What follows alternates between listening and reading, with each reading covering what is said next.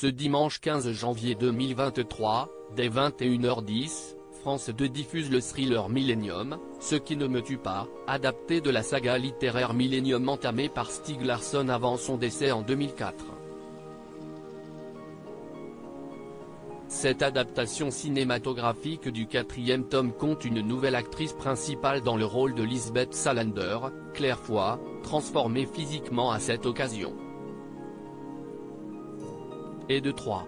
Après la Suédoise Noomi Rapace, qui prêtait ses traits à la torturée et ultra-geek Lisbeth Salander dans la première adaptation, au ciné et à la télé, le tout étant considéré comme une série malgré la sortie dans les salles du premier volet, de la trilogie Millennium de Stieg Larsson, Siesti Rooney-Mara qui l'incarnait dans sa version américaine, par David Fincher, du premier tome, Les hommes qui n'aimaient pas les femmes.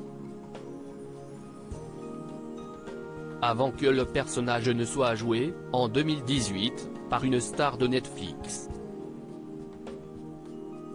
Claire Foy, de The Crown à Millennium. Il s'agit de Claire Foy, rôle principal du film Millennium, Ce qui ne me tue pas qui est diffusé ce dimanche 15 janvier 2023 dès 21h10 sur France 2. Son visage, bien dissimulé derrière le maquillage sombre de Lisbeth Salander, vous dit peut-être quelque chose et pour cause, elle incarne la reine Elisabeth II jeune dans la série historique, et polémique, The Crown, rôle pour lequel elle avait été dédommagée à cause d'une grande disparité salariale. Et si est-il d'ailleurs dans cette production que l'avait repéré le réalisateur du thriller, Fede Alvarez, je suis tombé totalement sous le charme de sa façon de raconter une histoire émouvante.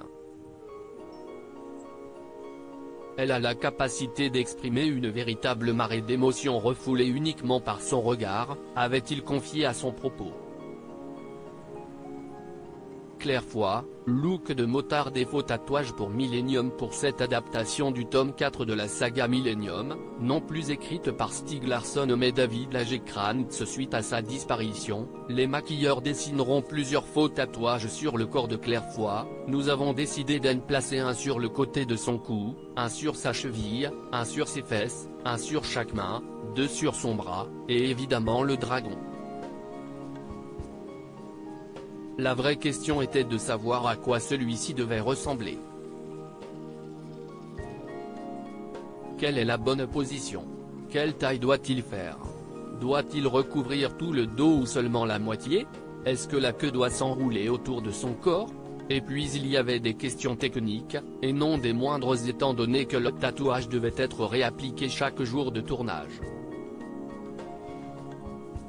Même lorsque nous avons commencé à trouver des réponses à ces questions, il y a eu des ajustements, un mélange de têtes et d'ailes venant de différents modèles, racontera le réalisateur.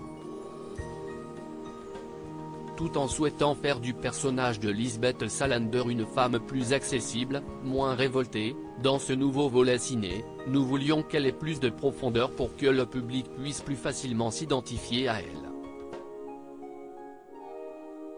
Nous nous sommes retenus d'aller trop loin dans le côté gothique et lui avons donné un look un peu plus motard. À lire aussi Millennium Ce qui ne me tue pas, Claire Foy méconnaissable en Lisbeth Salander dans la bande-annonce.